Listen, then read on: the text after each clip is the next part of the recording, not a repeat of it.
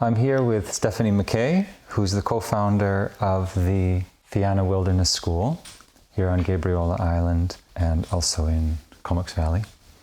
And Stephanie, she holds myth clubs in her home here on Gabriola. These are events where people gather together, read an old myth, and then gradually plumb the meanings hidden within it. This could be called a kind of story archaeology. There's often layers of the story that were added later on, going back past the beginning of empire into older times.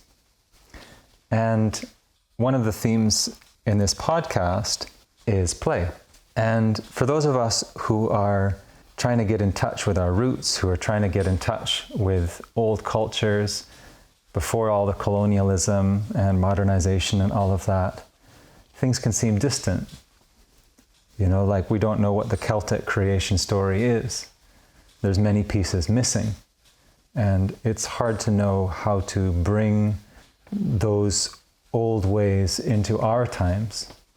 And it can seem very grave. You know, we don't know how to sing with each other anymore. We don't know how to dance with each other anymore. There can be a tendency to go towards what's safe in this culture and get all academic about it. Here's what this people thought, and getting academic about it.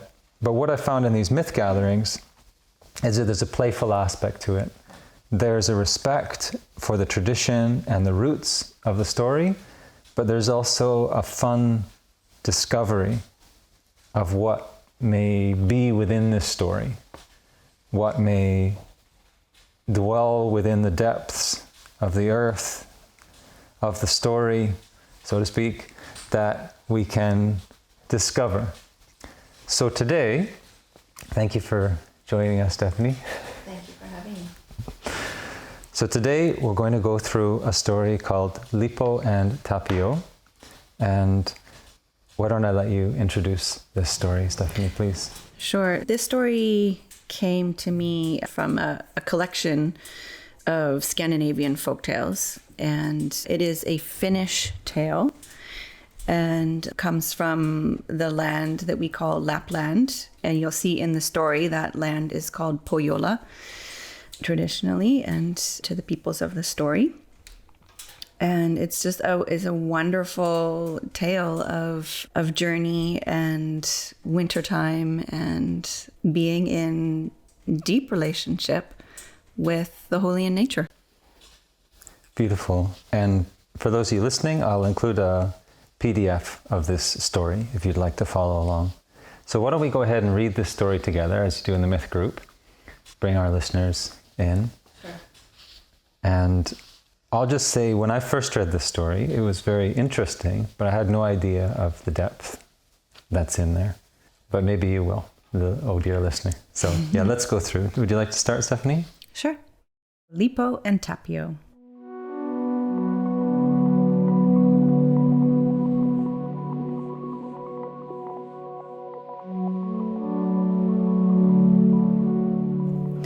There was once a famous hunter named Lippo. All winter long, he used to travel in search of game, and he was much at home on his skis, as a bird is in the air. One day, Lippo and two of his friends set out to the Northland to hunt moose. All day long, they followed tracks in the snow, but without meeting any game. At dusk, they came to a small hut where they slept the night. Next morning, they started out bright and early, again on their skis. Lippo was setting the pace, kicked one ski against the other, and said in fun, "Today we must get a moose for each ski, and one for the ski staff." New snow had fallen during the night, and presently, sure enough, they saw before them the fresh tracks of 3 large moose. They hastened their pace and soon caught up with 2 of the moose, who were fighting so hard that they paid no attention to the hunters. But the 3rd moose saw them coming and galloped off through the forest. "Here's a piece of luck," whispered Lippo to his friends. "You shoot these 2, and I will track down the 3rd. His friends killed the 2 moose and dragged them homeward, while Lippo swept forward on his skis, lighthearted and alone. He flew swiftly over the snow, but however swiftly he traveled, the tracks still stretched out ahead of him, farther than his eyes could reach. At last, as night was falling, they led him through a fence and into a garden.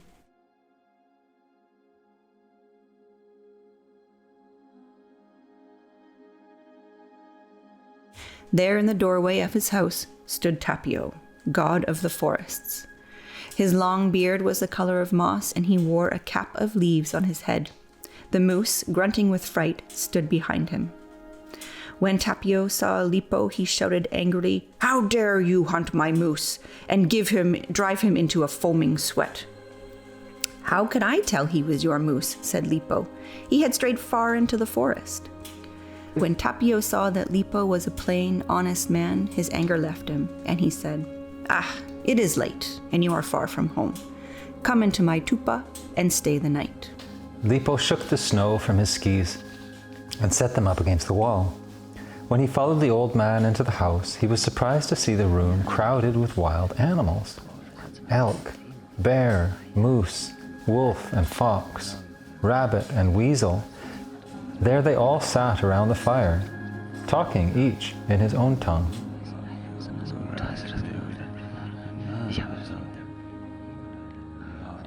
Tapio called in a loud voice like the sound of wind in the fir trees, "Daughter, we have a guest."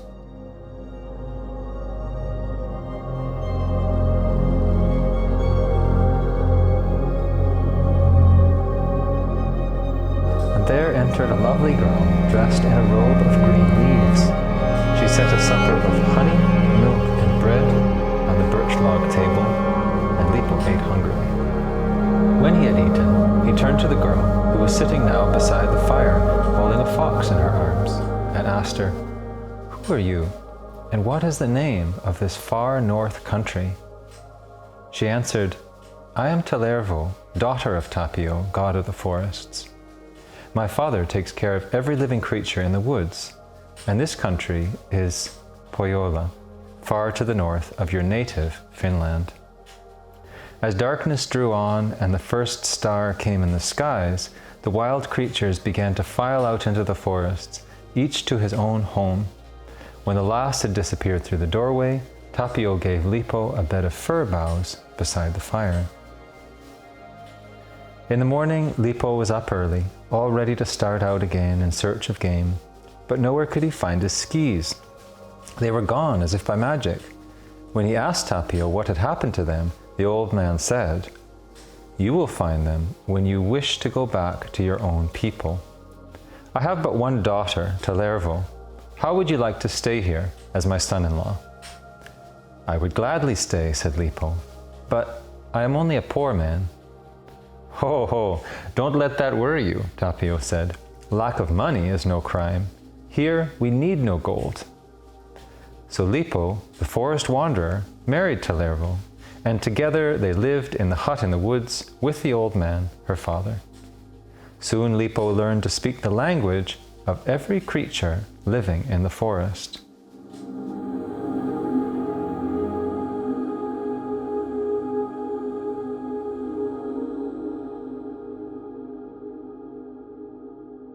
After 3 years, a son was born to Lippo and Talervo. Lippo was so proud that he wanted at once to go back to his family for a visit and tell them all the good news. He begged Tapio to go with him, but Tapio said, "First you must make a pair of skis. If the skis are to my liking, then I will come with you." Lippo went into the forest and began to hew out wood for the skis.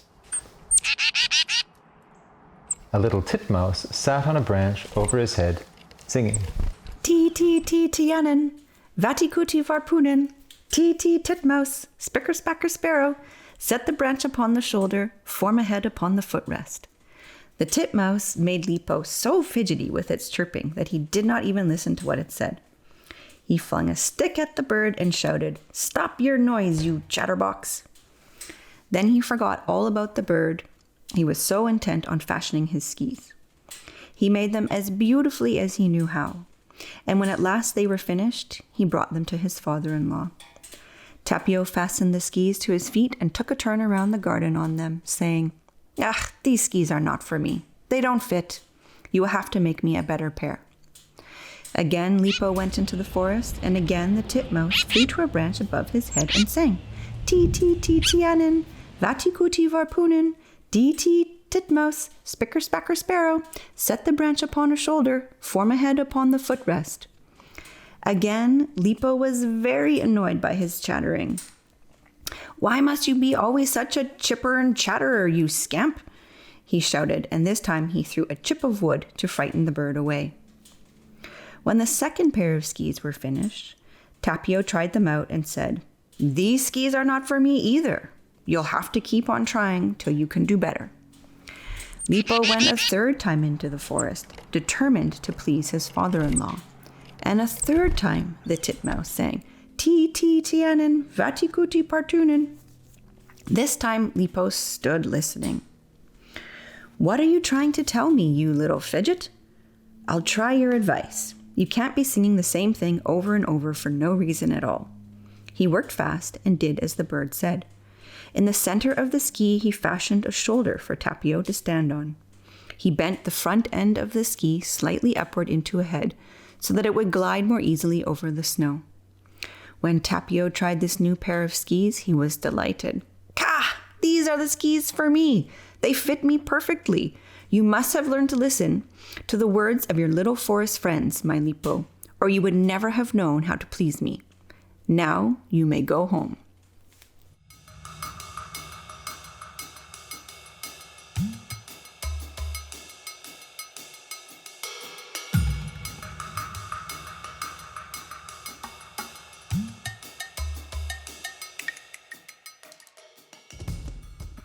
So they started, Tapio first, Lippo with his child strapped on his back, and Tellervo, his wife, close behind him. When they had gone far into the deep wild forest, Tapio stopped and said, "From now on, I shall travel ahead of you. Follow my tracks in the snow. Each time you see the hole of my pointed ski staff, there make your camp for the night. Weave the roof of your lodge carefully of fir boughs, and be sure that no light from the stars can shine through and harm you." And he set off ahead like a flash of light on his skis and was gone. All night long, Lippo followed the ski tracks with Tellervo and his child. Night was falling when they saw the first hole made by Tapio's staff. Here they found a moose, broiled and steaming for their supper. Lippo built a lodge as Tapio had told him. He wove the fir branches carefully so that no starlight could shine through. He took the birch bark pack from his shoulders and set his child in the lodge before the fire. Here they all three slept the night. In the morning they ate again, took enough moose meat for a meal during the day, and set out to follow Tapio's ski tracks. Again at nightfall they saw the second hole made by Tapio's staff. Beside it was a deer, roasted and steaming. They ate, built a lodge of fir boughs as before, and slept the night. The third day they pushed forward on their skis, and at nightfall found only a wood grouse, fried and steaming. They were so hungry that no morsel remained for the next day's meal. Lippo was greatly disheartened. He said, "Tellervo, we cannot travel without food. My bow and arrows I left in the hut. Tapio and his magic have failed us, and my home is still far away." That night he took no heed how he built their lodge. He wove the fir boughs carelessly, and through the bare chinks the starlight shone through on them.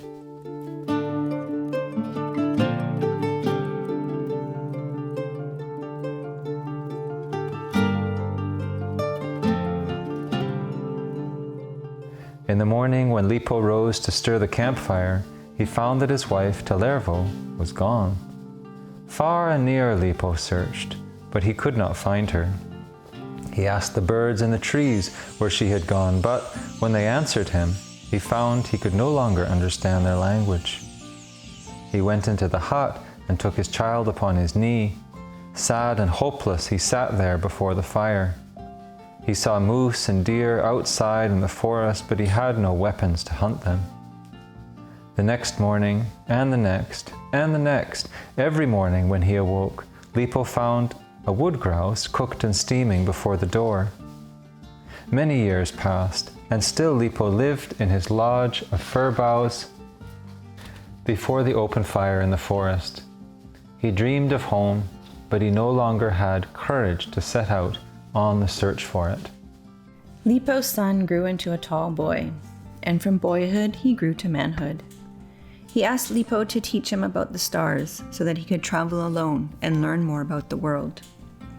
One day when he came back from exploring the forest, he said, "Father, we are not far from your home. To the south lie your home fields." Then he took his father, who was now an old man, and together they set out on the journey. After a day's travel, they found themselves at Lippo's old home. Tears came to Lippo's eyes at the sight of his old country after all these years. But the boy was not content to stay there. He left his father behind and traveled north once more to make a home for himself. And to this very day, the Laplanders proudly trace their descent from this wise and restless son of Lippo, the mighty hunter. So this is the story that we're sitting with today, that we're exploring today. And dear listener, I invite you to take a moment to just sit with this and consider which parts are staying with you. If there's some part of the story that's standing out to you, you could even write some things down. Let it soak in.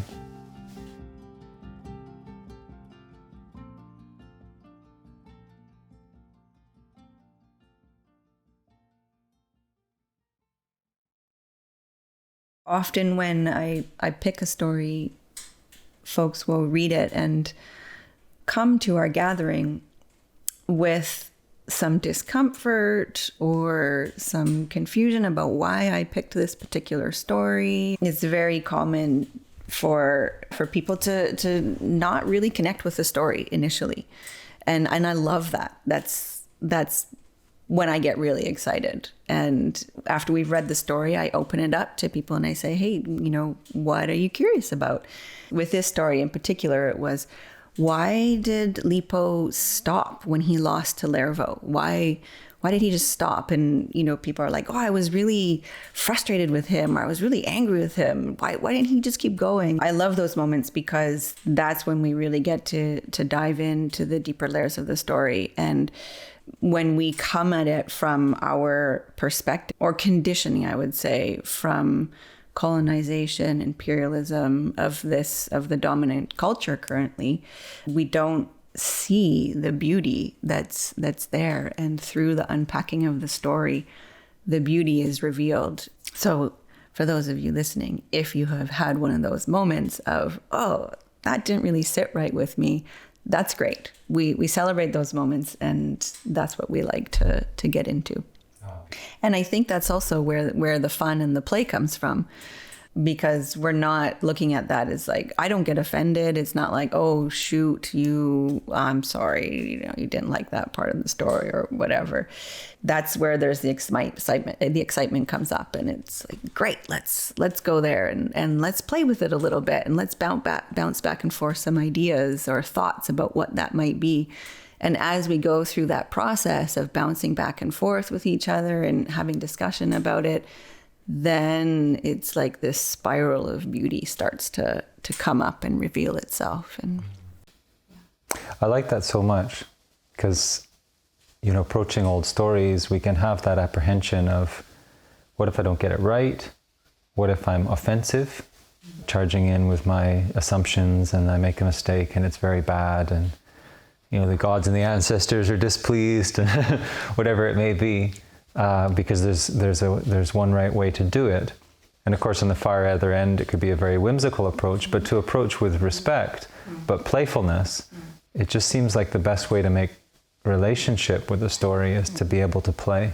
It's like with another person. I mean, there's respect, but if you can't play at all together, you can never joke together, anything, there's a certain block there, right? Like, how are you really going to get to know each other? So, yeah, I really appreciate that. Mm-hmm. Absolutely.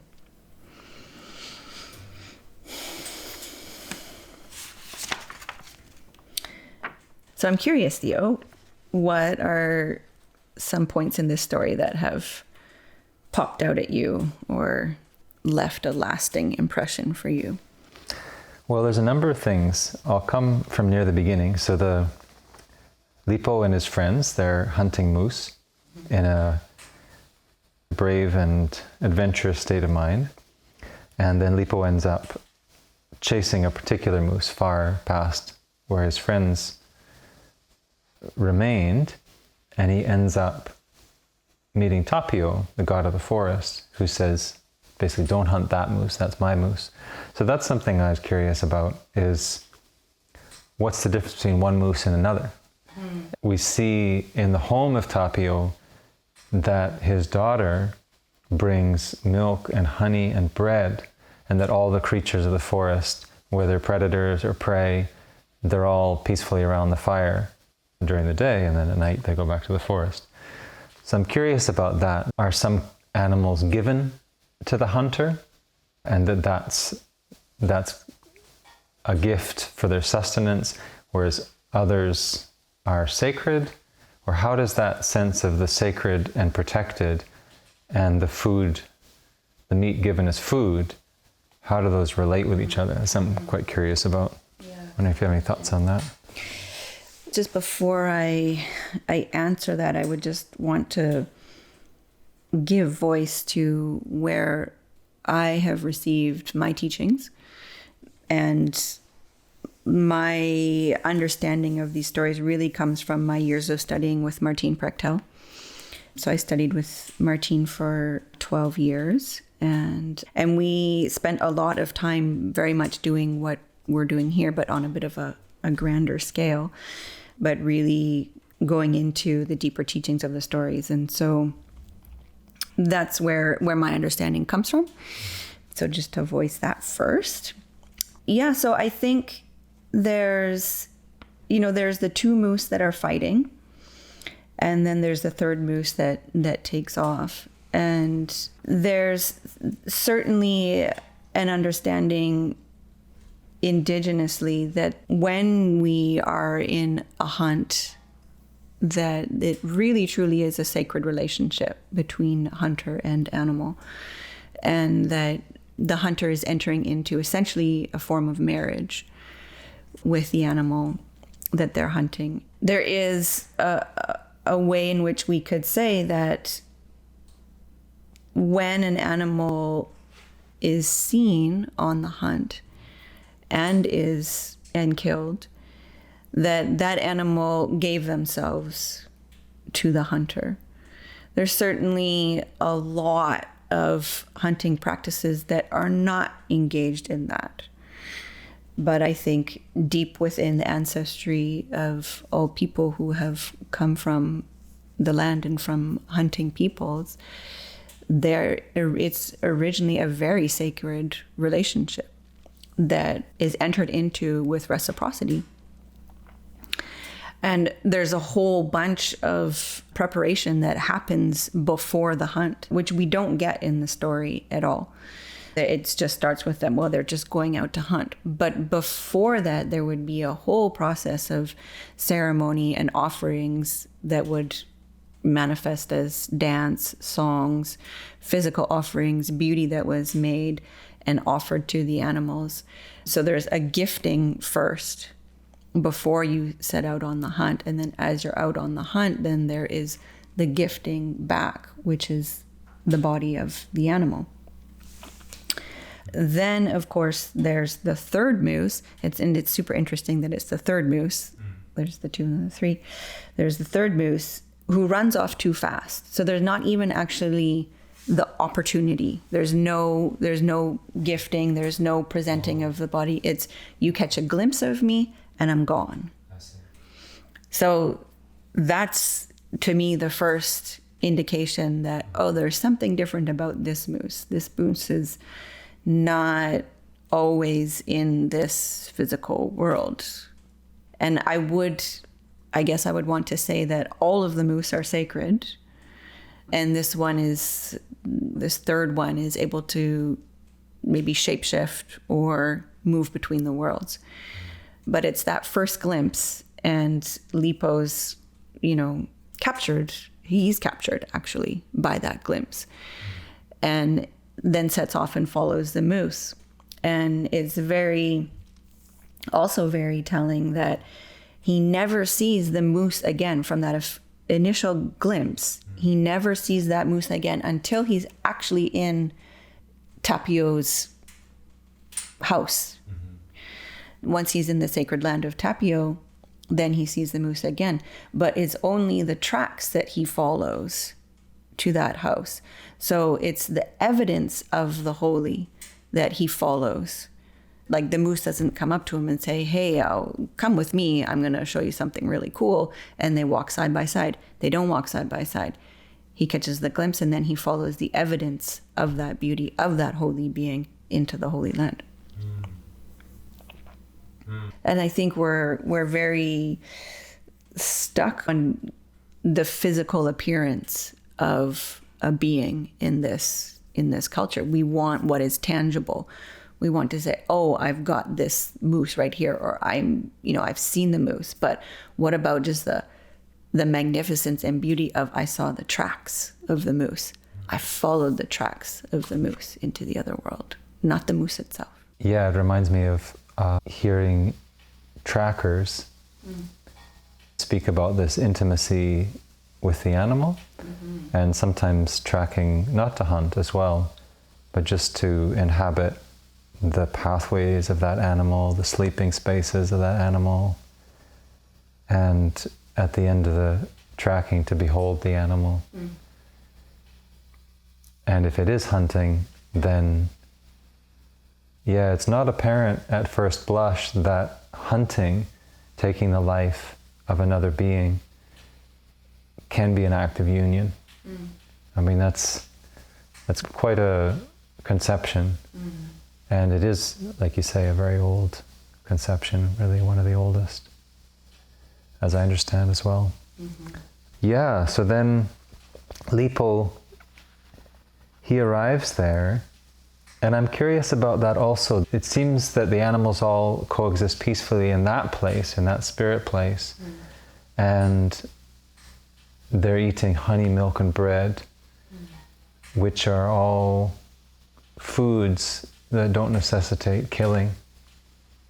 The animal can give milk and continue to live. The bees can continue to give honey, the bread. Plants continue on. So I'm curious about that, because it's a conception we hear sometimes. The lion will lay down with sheep. That sometimes you hear about subtler dimensions where there's not the necessity to take the lives of others in order to sustain oneself. Whereas whether you're vegetarian or whatever it is you're doing here, there is some necessity for living at the expense of other beings on this plane of existence. So I'm curious, from your learnings and from your thoughts about the story, how would you consider that home where there is no necessity of hunting or of predation? First of all, I just would want to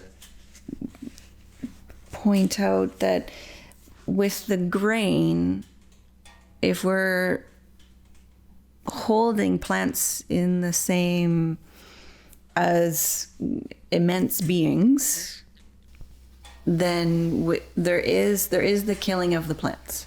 Right. So with grain. Yeah, with grain there's... Unless it's bread made from nuts or something. Yeah, we actually have no idea. There's all different kinds of ways of making bread. So, but if it is from a grain, it would be that grain, would have to kill the plant. Yeah. Right. Yeah. But I think that just brings up the question for me of what is this house? Because there's something clearly, here's all of these beings that are gathering around a central fire. And then they come out when the stars first appear. So are there sacred places where there's no predation? Perhaps, maybe. I think there's maybe something a little bit different going on here, which just for me raises the question of what is this house? Why the stars? And what are the animals doing?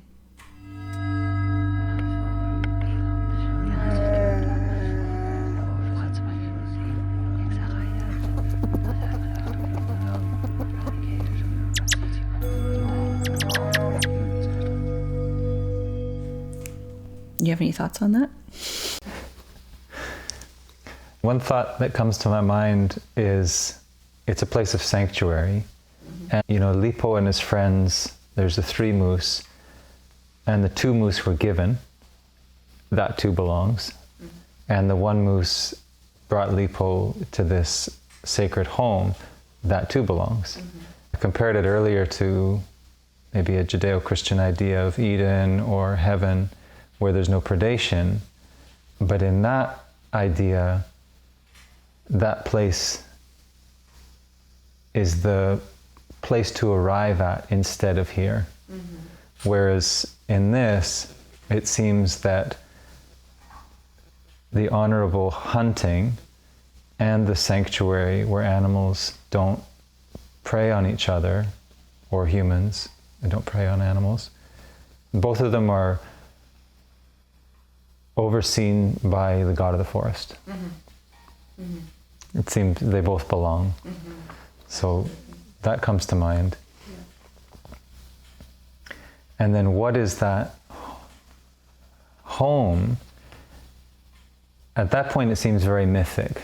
It feels something like an out-of-body experience or a vision that Lippo's having, that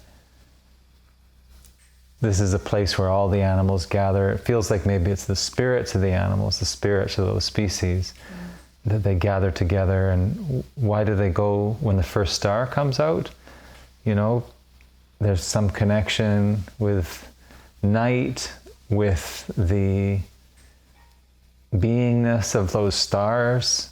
It speaks of something very mythic, like a mythic place, seen from Lippo's cultural perspective, you know? Yeah, for sure.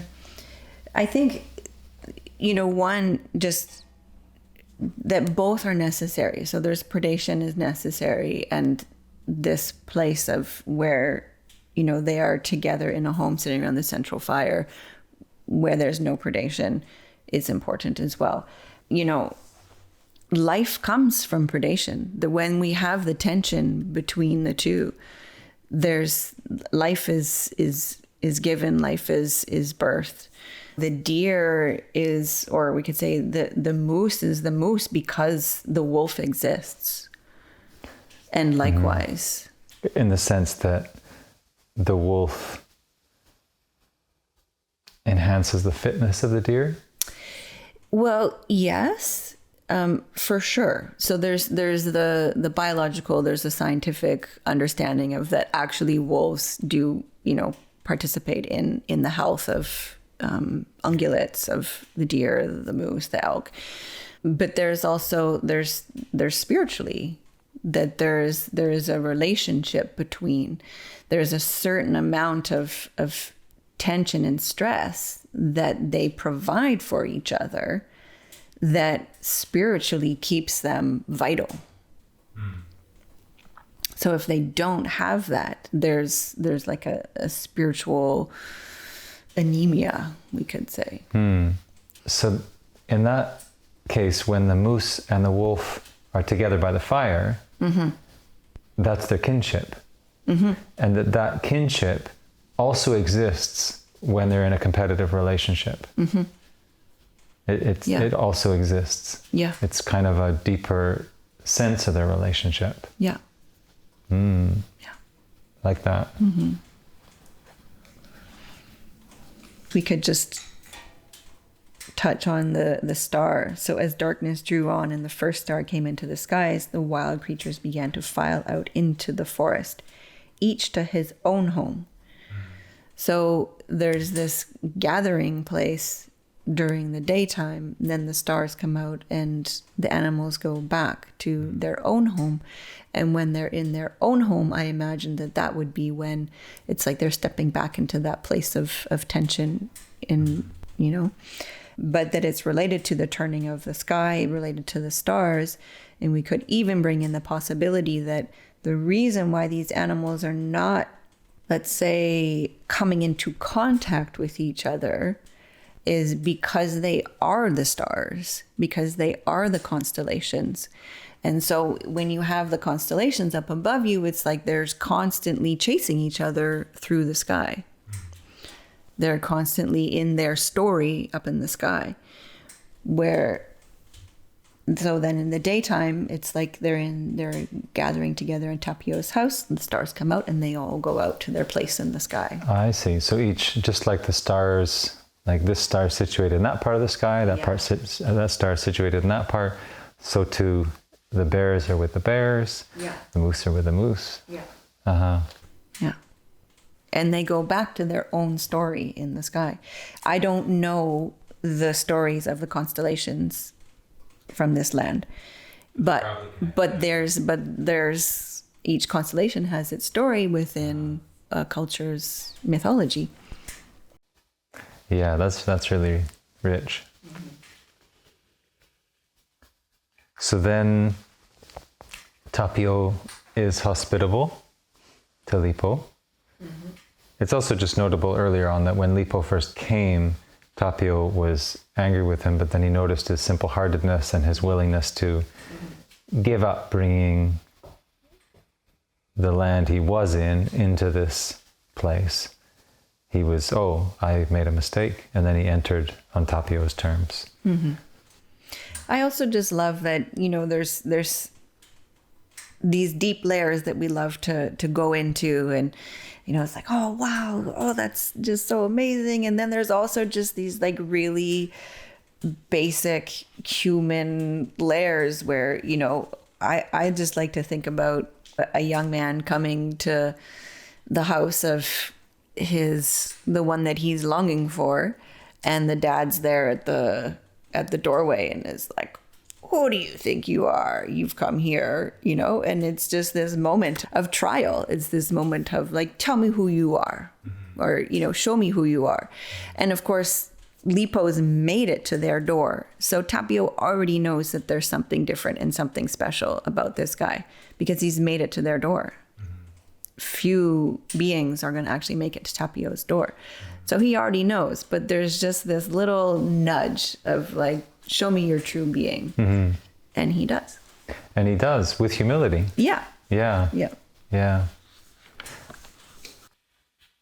So then in the morning, Tapio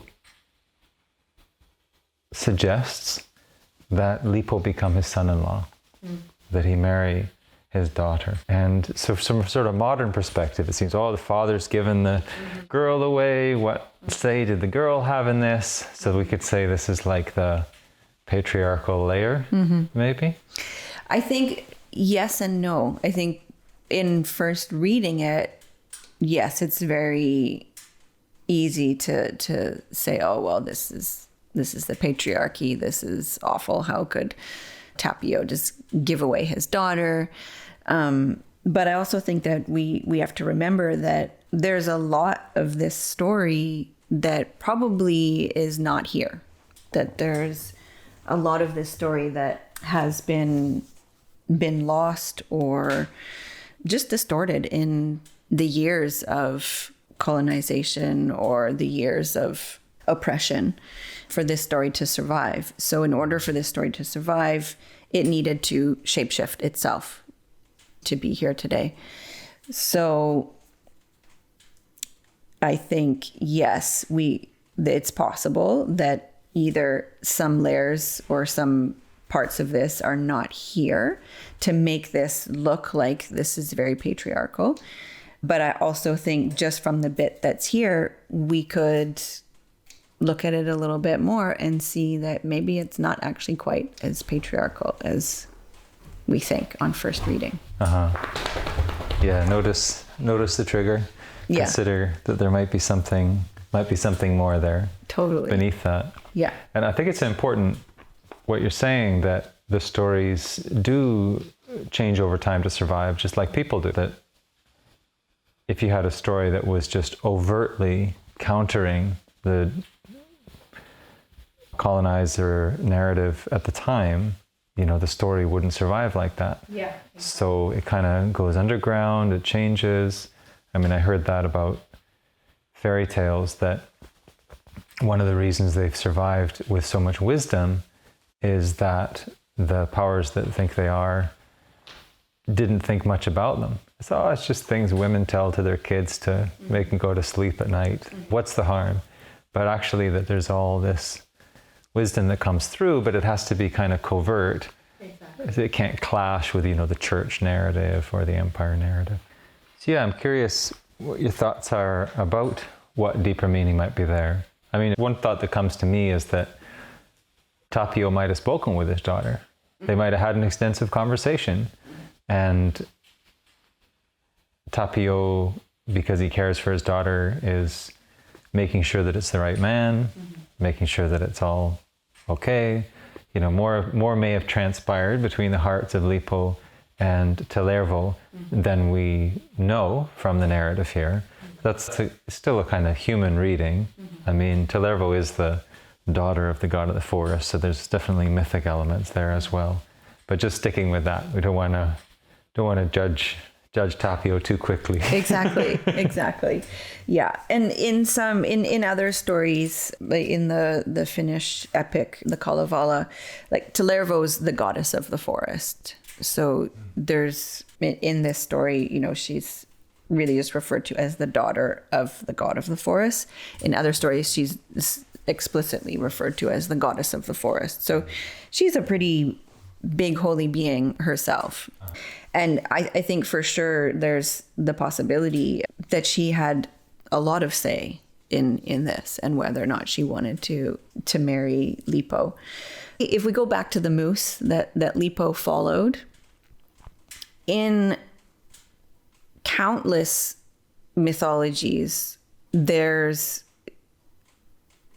a very common thread that a hunter will follow an animal, some animal that they've caught the glimpse of, will follow that animal through the forest, and that animal will then shapeshift into a human, and they fall in love, or something significant happens. When Lippo follows the moose, in the story, the moose is translated to being, I believe the moose is a he, but I would maybe put a bit of a stretch on it and say that that's a translation thing, and that the moose was actually Tellervo.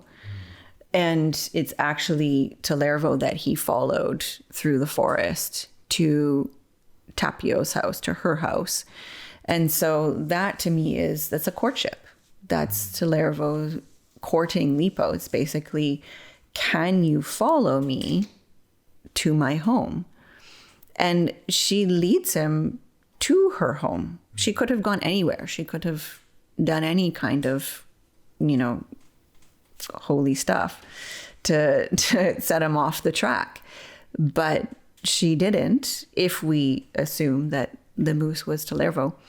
So to me, that's just a beautiful, can you make it? Testing who Lippo is. Do you have a heart that will bring you to my home? And he makes it. He's there. Can you make good relation with my father? Can you make good relation with my father? Can you sit with all of these beings? Can you sit around the fire with all of these beings? Can you ask the question of who I am? I think the whole lead up to that part is a courtship between Tellervo and Lippo. I don't think it's an out of the blue question of, oh, hey, don't go home, just marry my daughter. There's a whole ceremony beforehand to see, if they're. That's why it's so important to slow down on this, isn't it? Yeah. Because so much is contained in so few words. Exactly. Compared to a novel or something where things might be played out over many chapters, that it's, don't miss it because it was just a sentence, but there's a lot in there. Yeah. My journey has been learning how to read these stories. Not how to read, but how to really slow down and read and listen to what the story is saying and look for those tiny little clues. And then also to understand the lore of all different lands, which is where I think for me the clue that third moose is Talervo comes from these other stories from all different traditions, where it's very common that if a hunter is following an animal into the forest, it's a love affair.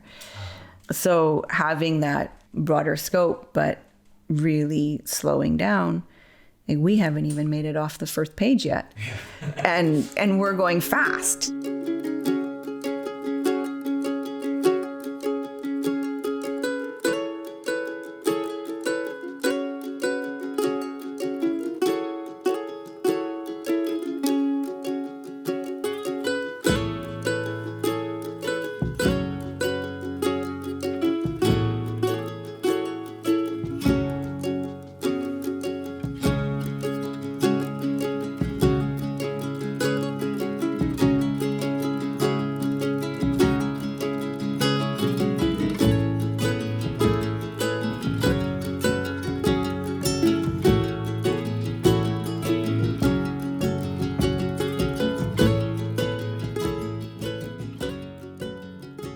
So Lippo and Talervo, they do marry, and Lippo remains there and learns the language of every creature living in the forest. So he's doing well. And after 3 years, a son is born to Lippo and Talervo. And then Lippo wants to return to his family and tell them the good news. He hasn't been in his village for about 3 years, and so he wants to go back and show them his son. And Tapio said, you got to make a pair of skis that I approve of. And so then Lippo, he tries to do that, and a titmouse. Beautiful little bird. I highly recommend you check out a titmouse. They're stunning little beings. So a titmouse is singing to Lippo some advice. But even though Lippo has learned the language of the creatures of the forest, he's still really intent on making these skis. He says, leave me alone, I'm trying to make these skis. But then the titmouse persists, and Lippo does listen. After a few attempts going back to Tapio and having him not approve of the skis. So finally he listens to the titmouse. So that's a curious thing, that he's already learned the language of the forest beings.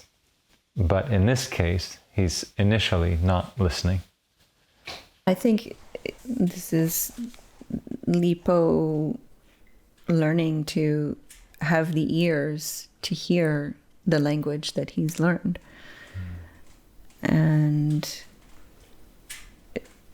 you know, he's given this trial, this test, and he's just going through it. It's like he's so focused on, I've got to, you know, be successful in this test, that the ears of his heart are not open. And it takes the repeated, like, hey, listen, hey, listen, hey, listen. Oh, maybe I should listen. I certainly have experienced several times in my life. It's like I have very clear, you know, communications, whether from the land or whatever in my life, of you should really listen, you should really listen. And it takes a little bit for me to be like, okay, you know, I'm listening now. Yeah, Lippo's very intent. Yeah. He's got his mission. Mm-hmm. You know, and to be in that state of mind and also be listening, you know, it's a bit of a balance to have those both going at the same time.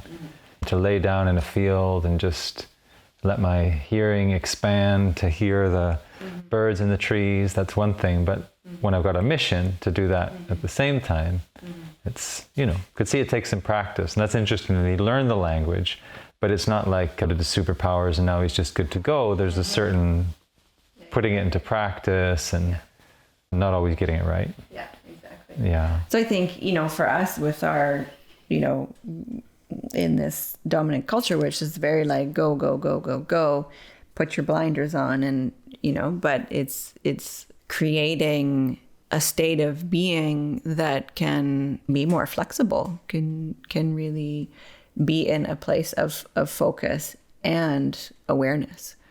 When I'm out on the land with people, with kids, with adults, a huge part of what we do is expanding awareness.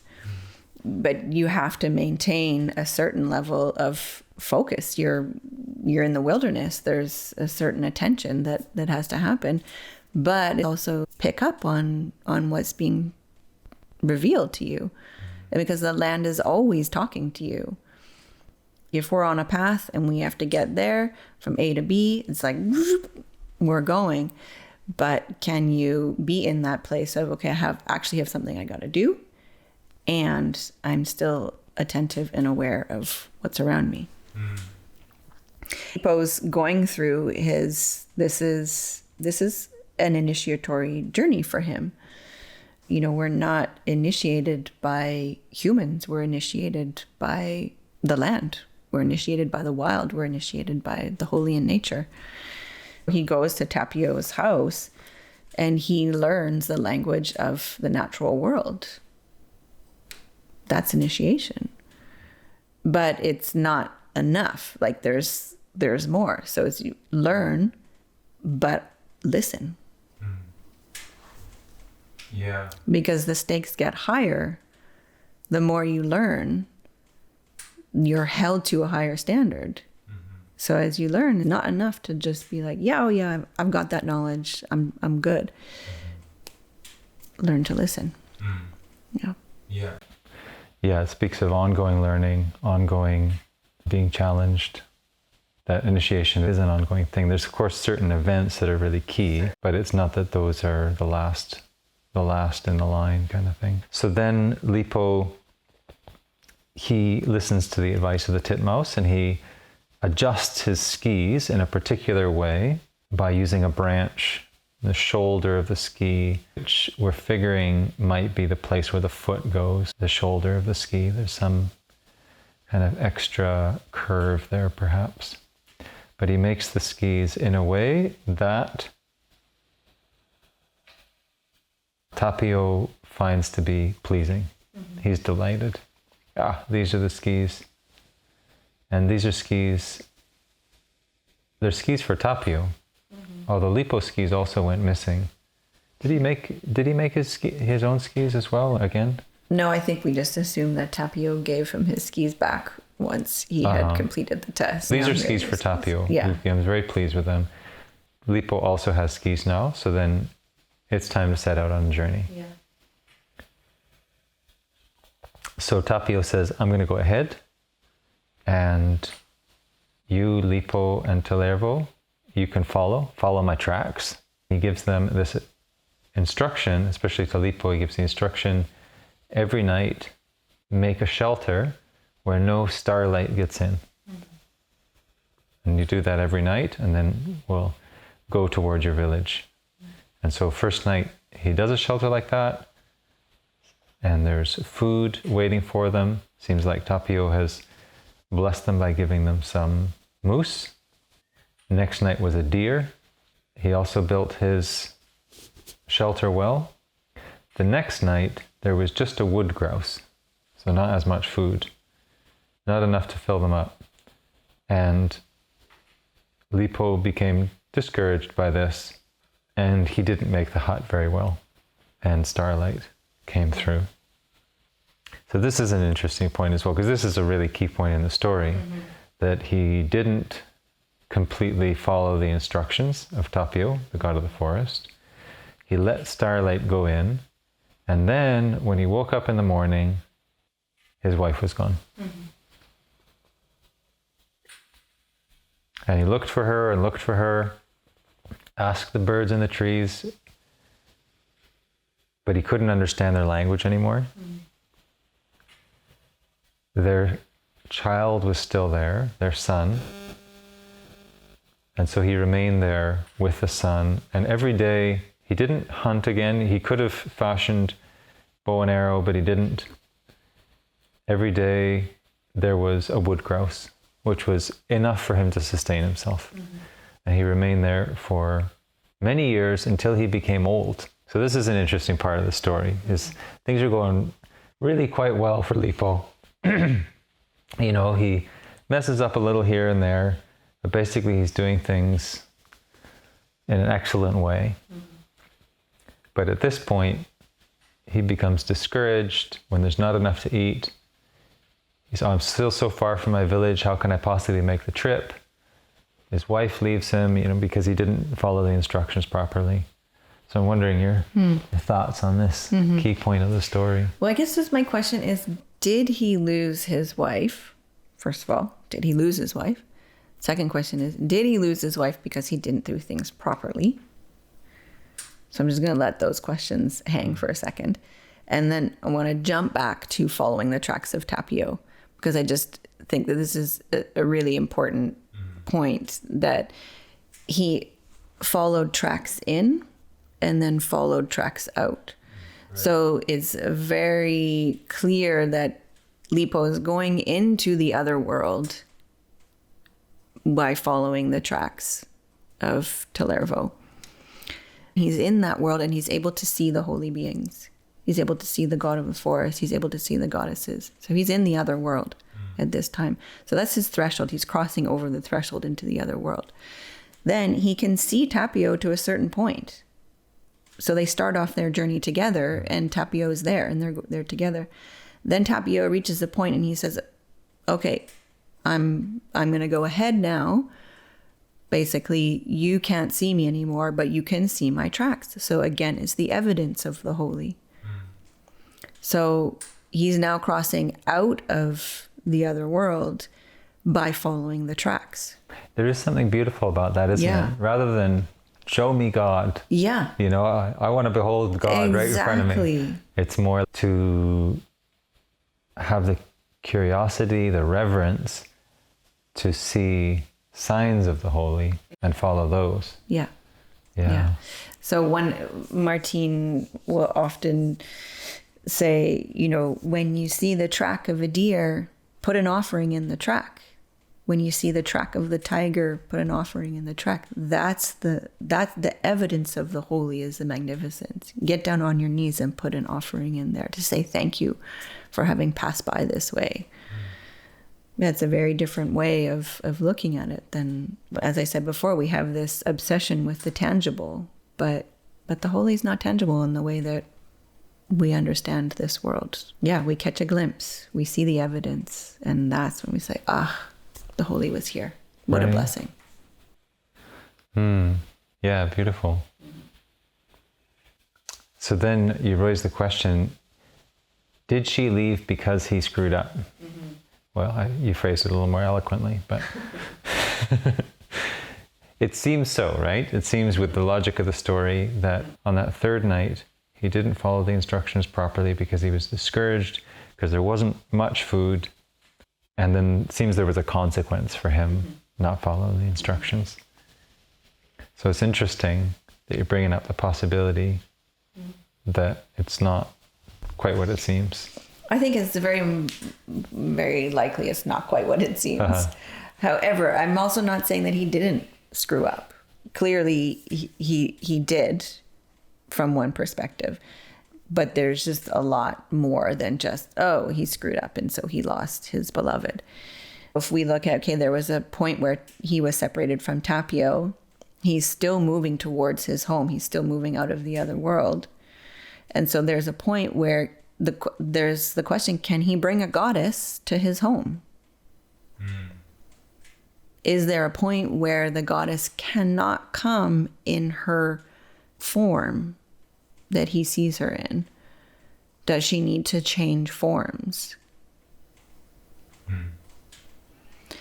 Then also, yes, he doesn't listen to Tapio's instructions and he, quote unquote, screws up. But that's, in my understanding, a necessary mistake. So in so many, if not all, of the mythologies, there's a mistake. Somebody screws up and it shifts the trajectory of the story. it's necessary, because what comes after wouldn't have happened if there wasn't that mistake. Yeah, this is a very interesting point, because it seems like a failure. Oh, Lippo, why'd you do it, Lippo? You know, couldn't you have just been hungry for a while? Couldn't you have just kept going? But for a myth, if there's not failure, it's incomplete. And for that matter, perhaps in our lives, if there's not failure, it's incomplete, which is quite something to consider, you know, to lay down that idea that, oh, if I were just good enough, smart enough, fortunate enough, then I would just be able to go from win to win. You know, financially, personally, I'd just be able to make my way into that ideal life and then stay there. But alas, I lost money, lost community, friendship, relationship, what didn't succeed at what was my heart's desire to succeed at. And so look at me, you know, I'm failed or partly failed, broken. If only I were rightly situated. But it seems in the myth that this failure too belongs, this too belongs. Yes.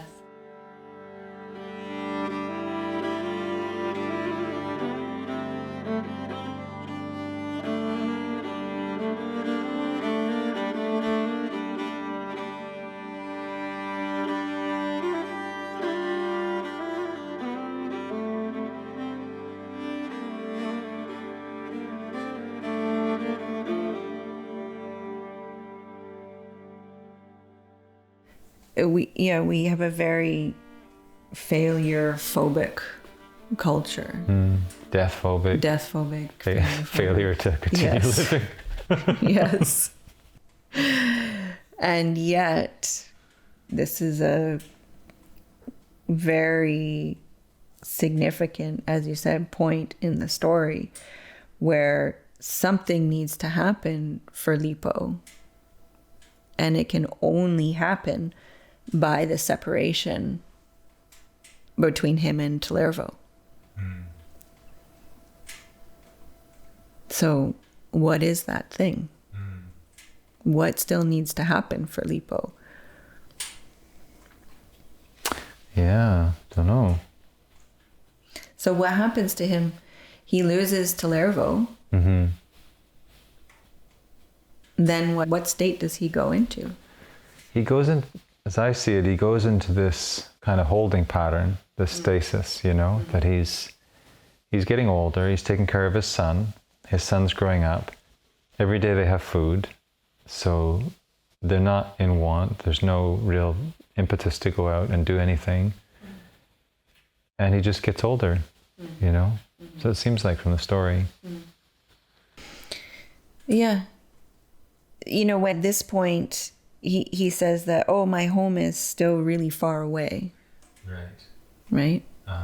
My home is so far away. I can't get there. Yeah, because I don't have a bow and arrow. What if there's no food along the way? He's basically really disheartened. You know, he's that Lippo that we met in the beginning of the story, who said, he kicked one ski against the other and said in fun, "Today we must get a moose for each ski and one for the ski staff." That Lippo, that young Lippo. He's gone. He's gone. Yeah. Had to go. And he had to go. He had to go. And he had to be there. It's a beautiful place that he's in at the beginning. It's this exuberant naivete of like, let's just go for it. Yeah. We're just going to jump right in. I am going to follow this sacred moose into who knows where. Yeah. And what a world he discovers. And who of us hasn't at one point been enamored by a sacred moose and gone off on some reckless adventure? Exactly. Without thinking it through, or thinking through one's own capacity or any of that stuff. Yeah. Yeah. And he comes to this place where he's all of a sudden frozen. He's immovable. I read this as he is absolutely overcome with grief because he's lost his beloved. You know, the story doesn't elaborate on it extensively, but Tellervo, he's married the goddess of the forest. What an ecstatic, magnificent place to be. And they've given birth to a child. And all of a sudden, like that, he loses her. Or he thinks he loses her. And he's catapulted into profound grief that stops him in his tracks. And perhaps over those years, it's not a full stasis, but there's some deepening. Totally not. Some process going on. Yeah. Which again might not be expanded in the story. He's raising his child. And so, you know, if we look at their child as what was birthed from the union of the holy and the human. What was birthed from that? And in the story, we understand what is birthed is another being. In our lives, or if we are going through initiatory journey or a soul journey, there's a union with the holy that happens in the other world. Something is birthed from that. Something is created, whether it is art, whether it's a nature school, whether it's, you know, a podcast or whatever. Something is birthed from that union, and it must be matured. So the whole story starts with this praise and excitement and exuberance of the world. And he enters into the other world with that exuberance. And then as he leaves the other world and loses his beloved, there's profound grief, which of course there is. When you touch the holy and then you're not touching the holy, that transition, that change is devastating. I love this because, again, in, you know, modern culture, kind of a youth-obsessed culture, there's a lot of coming-of-age stories, you know, or people getting married, romance stories, people, and then it sort of lives happily ever after. The person came of age, and then they sort of live their life. But there's other stages of life. There's other initiations. There's other comings of age. And here we're seeing Lippo, who's now well past that exuberant, adventurous stage in his youth. And that this is part of his longer journey. It's the kind of thing that we don't hear enough about in stories because we're so youth-oriented, you know, as a culture. Yeah, I mean, the culture wants to stay in that exuberance. Constant exuberance. Yeah, and anything other than that is considered like something went wrong. Yeah, yeah. And when we read the story, oh, something went wrong. He didn't do it right. Didn't listen. So here he is, and it's this time of he's in his deep grief, and he's now in the in-between worlds. So he's not fully home, he's not fully in the other world. So he's in that liminal space, which we could also call the Veld, which is also the place where, traditionally speaking, all offerings were taken to the holy. So it's, you know, on a day-to-day basis, it's like you don't wander into the sacred territories. You go to the edge. You bring your offerings to the edge and leave your offerings for the holy at the edge, at the Veld, that in-between place. So here they are, the in-between place. He's in his grief, but he's also completely taken care of. So each day, his beloved, or Tapio Tellervo, we don't actually know who, is providing for him and his son. So there's still a union. She's still there, but it's shifted, and that shift brings the grief. So then the question is, how is Lippo going to get home? Yeah. It's beautiful that he's dependent at that stage as well. In his youth, he could do it for himself, you know? But in his older age, it's a humbling dependence. And there's something, again, like there's not many stories in modern culture about that kind of thing, which is part of why I find it so beautiful. It's like, oh yeah, it's not that he has become lesser by that, that it's a deepening, it's a maturing, and that the failure and the grief are part of it.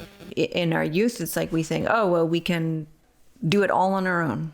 We can do it all on our own. We're good. We can pull up our bootstraps and just go for it. And yet to live in a deeper reciprocity, once you have crossed over that threshold and then come out, there's a dependence or reciprocity. It's like there's then my life is entirely dependent on what is provided for me by the natural world. Right. That is what we live. And it always has been. It always has been. No matter how gung-ho or pull up your bootstraps you happen to be, you're still fully dependent. Yeah. Exactly. Yeah. But how can we bring love into that dependence? So before it's like, oh yeah, I just get my food and I'm, whatever. Now is the giving of the food, the offering of the food in both ways, but there's a love that's happened. So there's also at this point an understanding of the consequences of what is lost. So he now understands what he's lost. He also understands what he has touched and what has given him life and what is continuing to give him life. Because before he had no concept of what was giving him life. Now he has an understanding, which deepens the grief. I want to say also that when he was young and more mature and naive and not understanding these things so much, he was still accepted. Yes. That was right for that time in life. So because not like he was then a failure when he was young. No. We sort of reverse it or something. It's like that was that part of life and he was accepted and helped in that way. And then later in life, he's accepted and helped in that way. Because that exuberance is gorgeous. Yeah. It's so, Talervo fell in love with that exuberance. She's like, look at that guy, like amazing. Look at how he skis. Yeah. Made his way all the way here. Exactly. He's gorgeous. And she falls in love with him. So then he's in this place of grief, but he still has to raise his son, which, as I said before, if we look at our individual lives, doesn't have to be a child, whatever is created from a union with the holy. But this being needs to be matured. Right. What I just really want to highlight is that it's not Lippo's own capacity that gets him back to his home. It's not like all of a sudden one day Lippo's like, woof, boy, that was a deep dive. I'm now ready to get my skis on and go home. Keep going. Yeah. But his son is going out. His son is learning how to navigate. And then his son goes out and then finds his home and comes back and is like, actually, your home's only one day away. Whereas before, Lippo said, my home is so far away still. So there's a shift in space and time that's happened where through all of this, through his grief, through the maturing of what has been created, all of a sudden his home is close. And it's his son that he follows to his home. So it's not on our own that we make it back home. It's by following what has been created that we get back home. Oh, that's rich. Right? I love this decentering, this story. I mean, at the time it wasn't decentering probably, but for our culture it feels like a decentering of the will of the individual and, coming through in the end and these kinds of things that are so often in stories, modern stories. Yeah, that his son, that which he co-created with the divine, leads him home. So that could be a person's child, could be a person's work, could be a community they help create, or any number of things. Yeah, and it seems that that's part of, at least my perception of maturing in a real way and getting older, is getting decentered more and more in the most beautiful gentle way. I get that sense anyway, like glimpses of elderhood from quite a distance, both in time and in awareness. So then they go back. They go back after all these years to Lippo's village, which Lippo was thinking would be a short trip.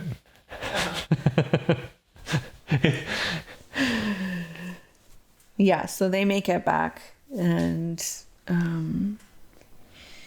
and it's beautiful. Tears came to Lippo's eyes at the sight of his old country after all of these years. It's beautiful. And I think these are different tears from the deep grief that he's experiencing. Yeah. And feels like it's a time of things coming together for him. These threads of his life coming together. And then what was created has a life of its own. Yeah. It's like he makes it back home. He follows that creation back to his home, and then it's like, oof, off it goes. Yeah, and because creates something new. The boy was not content to stay there. He left his father behind and traveled north once more to make a home for himself. And to this very day, the Laplanders proudly trace their descent from this wise and restless son of Lippo, the mighty hunter. Yeah, so off he goes. And that feels like a really important part of elderhood as well, is succession, you could say, or passing on that which you learned, that which you gained, that which you built. Because of course you won't be around for much longer. And also that lesson that it does have a life of its own. Yeah. Beautiful. Is there anything else that you'd like to add, Stephanie? We come to the end of this story. Imagine the listeners also have quite a different perception of the story than when we started, as I did. Well, we brought up some beautiful points, and there's so much more in the story. And yeah, I'm just so grateful that these stories still exist, and that I've had the blessing of studying with Martín Prechtel and been given some capacity to listen. Thank you very much to you, Theo, for diving in with me, and to everybody who's listening as well. Thank you. Yeah, thank you, Stephanie. It's been beautiful.